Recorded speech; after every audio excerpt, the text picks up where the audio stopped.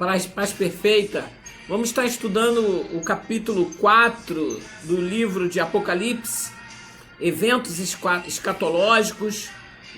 Você pode estar lendo aí do capítulo 4, do 1 ao 11. Muitos eruditos acreditam que o capítulo 4 e 5 do livro de Apocalipse apresentam visões introdutórias, né? No capítulo que vamos estudar, somos levados ao trono de Deus, de onde vão se originar todas as profecias presentes no capítulo, tá? O foco nesse presente capítulo é Deus Pai, no quinto, Deus Filho, que será estudado na próxima lição. O apóstolo João, nesse capítulo, entra no céu, morada eterna de Deus, que habita na eternidade e cujo nome é santo, como diz lá em Isaías 57, verso 15. João descreve o que vê para todos os servos de Jesus em todos os tempos. E eis que ele vê o quê? O trono, os 4 seres viventes e os 24 anciãos, numa visão magnífica e estupenda. Então, nesse capítulo 4, João vê o trono, os 4 seres viventes e 24 anciãos ao derredor deste trono. O verso 1 diz: depois dessas coisas olhei, e eis que estava uma porta aberta no céu, e a primeira voz, que como a voz de trombeta ouvi falar comigo, disse: sobe aqui, e mostrar-te-ei as coisas que depois destas devem acontecer. Depois da visão gloriosa do redivivo no capítulo 1 e do registro das cartas no capítulo 1, 2 e 3, depois destas coisas, olhei, destas coisas que vem em ordem, né? A visão gloriosa, as cartas, e eis que estava uma porta aberta no céu, que João vai entrar no céu após ouvir a voz que falaram com ele no início, no capítulo 1, no verso 15, e a mesma voz que diz para ele: sobe aqui. João vê o trono de Deus, ou como disse o pastor Hernandes Dias Lopes, a sala do comando do universo. Vejamos algumas observações antes de prosseguirmos. Alguns acreditam que esta porta simboliza a promessa feita à igreja fiel, num quadro profético, a Filadélfia, a igreja que tem pouca força, mas guarda a palavra da perseverança em Cristo, como está em Apocalipse 3:10. Concordamos também com os comentaristas que creem a partir do capítulo 4, os eventos adiante mostra que a igreja de Jesus Cristo não estará mais na terra, tá? Lembrando que nós temos uma visão dispensacionalista, futurista e pré-milenista do livro do Apocalipse. Há pouco dia eu estava vendo uma nota de um cristão reformado dizendo que até o século XIX não existia uma visão, vamos dizer assim, pré-milenista, né? Como se a Bíblia, como se a revelação não tivesse na interpretação pelos teólogos uma percepção cada vez mais acurada dos textos bíblicos, né? Acreditamos, né? Nós concordamos com muitos comentaristas que vê no capítulo 4 os eventos que adiante mostra que a igreja de Jesus Cristo não estará mais na terra, dentro dessa nossa visão. Enquanto a igreja estiver guardada, eventos nos céus e na terra serão desencadeados, a saber, as bodas do Cordeiro, o tribunal de Cristo, e na terra haverá a grande tribulação. O sobe aqui, mostrar-te-ei as coisas que vão acontecer depois destas, diz respeito aos eventos que dali em diante João assistirá. E ele viu um aspecto glorioso. O que ele viu? Ele descreve: e logo fui arrebatado em espírito, e eis que um trono estava posto no céu, e um assentado sobre o trono. E o que estava sentado era na aparência semelhante à pedra jaspe e sardônica, e o arco celeste estava ao redor do trono e parecia semelhante esmeralda. O verso 2 e 3 ele diz: e logo fui arrebatado em espírito, e aí que um trono estava posto no céu, né? Há teólogos que veem esse arrebatamento como um símbolo do arrebatamento da igreja. O arrebatamento é uma realidade metafísica. O escritor Sterling Orton, por exemplo, discorda. No entanto, podemos ter a máxima certeza que o arrebatamento é uma realidade metafísica que será realizada antes da manifestação do anticristo. Não obstante a coexistência da igreja com ele por algum tempo. Lógico, quando a igreja for arrebatada, o anticristo se manifestará. A igreja vai conviver, vai coexistir por algum tempo com o anticristo, até que a igreja suba e ele se manifeste. Você pode estar olhando 2 Tessalonicenses, capítulo 2, versículo 7 e 8. No Antigo Testamento, Enoque foi arrebatado por Deus. O arrebatamento da igreja não é algo novo, é algo que aconteceu no Antigo Testamento. Em Gênesis capítulo 5, versículo 24, nós vemos o arrebatamento de Enoque, né? Tem também o arrebatamento de Elias. E o autor do Hebreu diz que ele foi arrebatado para que não visse a morte. Jesus Cristo afirma nos evangelhos que muitos que estarão aqui também não verão a morte. O apóstolo Paulo afirma que seremos transformados num abrir e piscar de olhos, 1 Coríntios capítulo 15, versículo 52, e que isso se dará ante o toque da trombeta, que certamente soará e os santos ouvirão, 1 Coríntios capítulo 15, versículo 52, porque o mesmo Senhor descerá do céu com alarido, né? com a voz de arcanjo, com a trombeta de Deus, e os que morrerem em Cristo ressuscitarão primeiro. Você também pode estar olhando 1 Tessalonicenses capítulo 4, versículo 16, glória a Deus, aleluia, acreditamos no arrebatamento da igreja. Voltando à visão do trono, a primeira visão do idoso apóstolo é a visão de um trono no céu.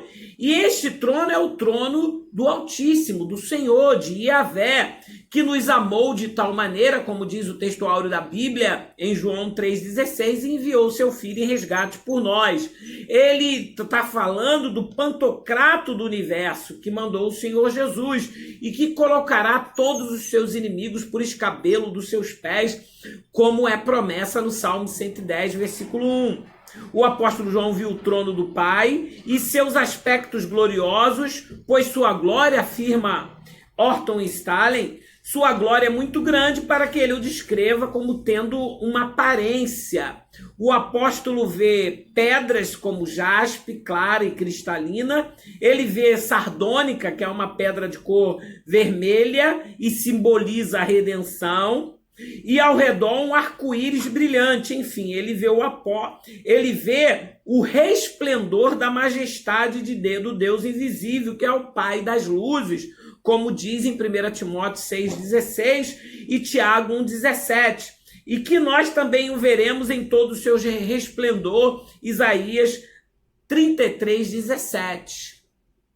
Voltemos agora para os versos 4 e 5, você que está com a sua Bíblia aberta aí. E ao redor do trono havia 24 tronos, e vi, assentados sobre os tronos, 24 anciãos vestidos de vestes brancas. E tinham relâmpagos e trovões e vozes diante do trono, ardiam 7 lâmpadas de fogo, as quais são os 7 Espíritos de Deus. Então João agora, ele está tendo uma visão que havia o trono, ao redor do trono, 24 anciãos. A respeito desses anciãos, Severino P. e Silva, o autor do Apocalipse, está ali, né? Ele diz, ao deparar com aquela autoridade assentada no trono, João teve as seguintes percepções: a exaltação da majestade, o poder sobre todo o universo, intervenção na história humana, planejando um destino humano, né? Região do espírito puro e da vida em sua forma de expressão mais elevada, fonte da revelação e intenção de Deus para com os homens, agora e na eternidade. Lembrando que a eternidade, ela não tem uma contagem de tempo, né? É o eterno presente. Quem são esses 24 anciãos? Esses anciãos, eles não são anjos, pois, como bem observado pelos eruditos, não vemos anjos coroados ou recebendo coroa nas Escrituras, e muito menos vemos nas Escrituras anjos assentados em tronos, tá? Só na Terra que ocorre isso. Já houve casos que colocaram cadeira para anjo sentar numa certa igreja evangélica, né? São as crendices do mundo gospel. A especulação mais próxima desses entes espirituais, por dedução de um autor, está em Mateus 19, 28, onde o Senhor diz a seus discípulos que eles se assentarão em 12 tronos para julgar as tribos de Israel, e que os outros 12 são patriarcas dos filhos de Israel que estão lado a lado com Cristo. Então, há eruditos que acreditam que esses 24 anciãos são os 12 apóstolos de Cristo, lembrando que Judas foi retirado, né? Entrou no seu lugar Matatias, mas apóstolo Paulo certamente foi o homem escolhido dos 27 livros do Novo Testamento, 13 cartas são do apóstolo Paulo. Então, muitos acreditam que esses 24 anciãos, 12 são apóstolos e 12 patriarcas, tá? Essa é a crença.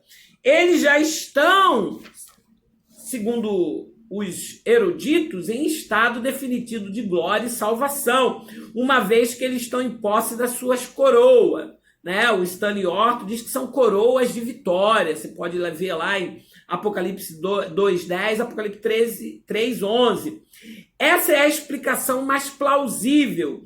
E eles, concordam alguns eruditos, estarão no milênio ao lado do Senhor para julgamento. Você pode estar dando uma lidinha em Apocalipse 24, capítulo 20, verso 4.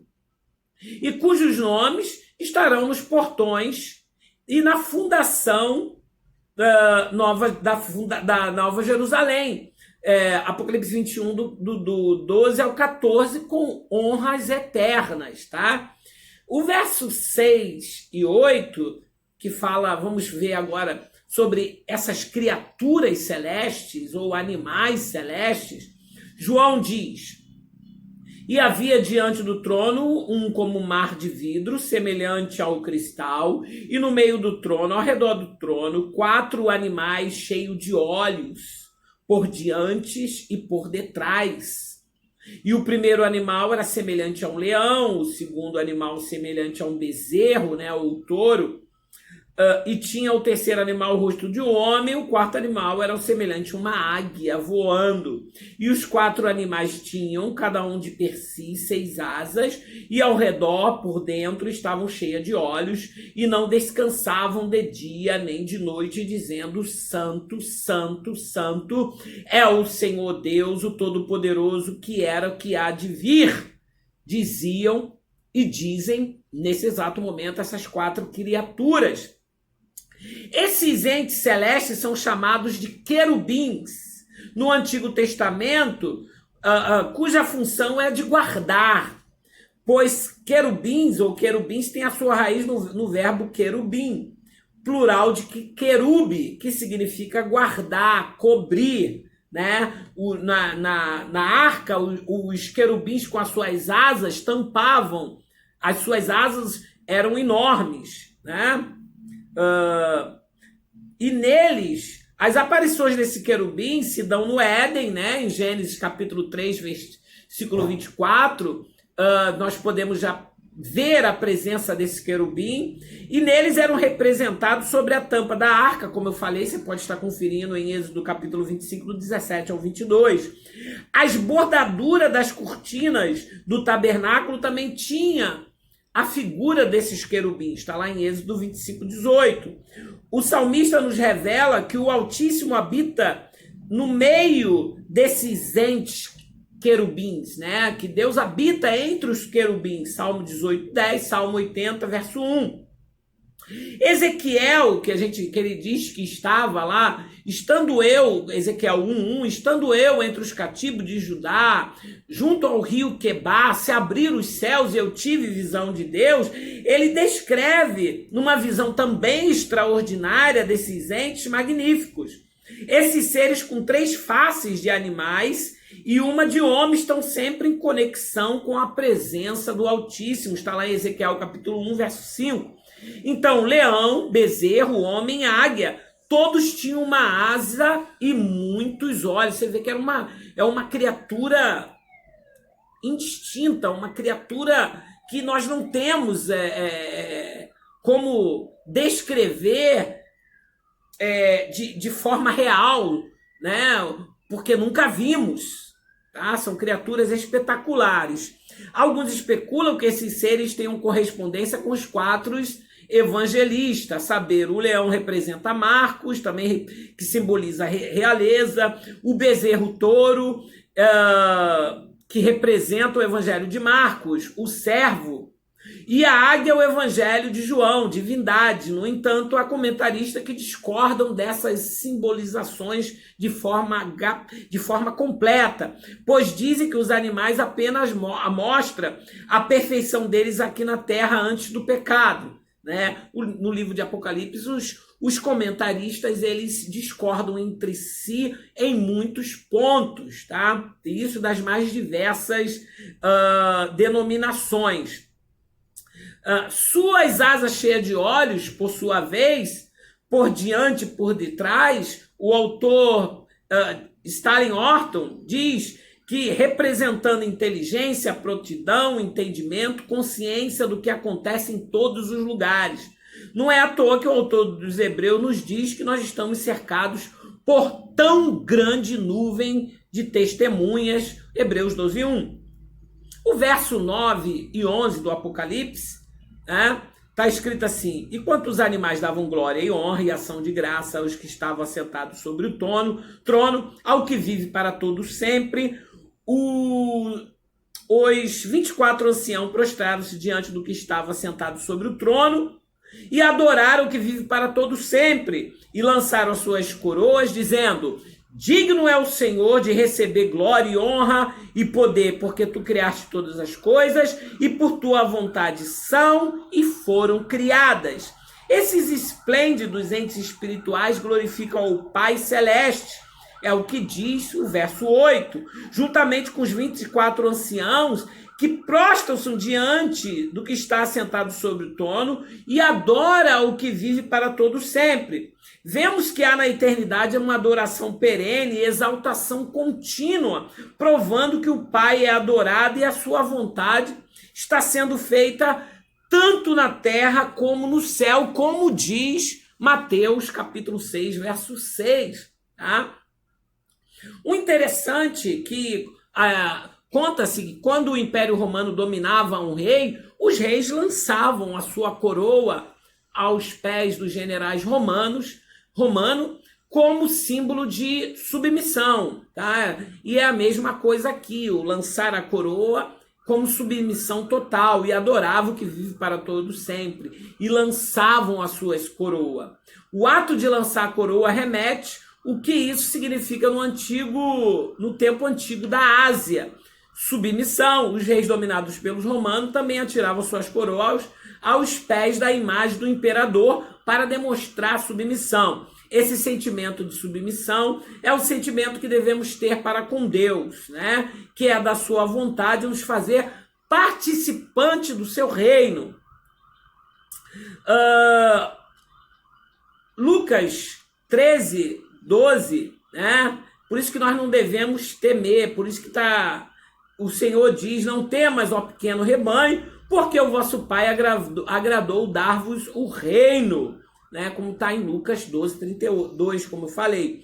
E se conclui dizendo: digno é o Senhor de receber glória, honra, poder, porque tu criaste todas as coisas e por tua vontade são e foram criadas, por Deus ser o fundamento último da existência humana, como disse o teólogo Paul Tillich. Só o homem afastado de Deus não consegue ver Deus na criação, né, na beleza da realidade, com esse sol lindo, com essa lua linda, com os mares, com a fauna, com a flora, com a diversidade dos animais, né? O homem não consegue enxergar a Deus como Senhor absoluto sobre todo o cosmos, sobre todo o mundo.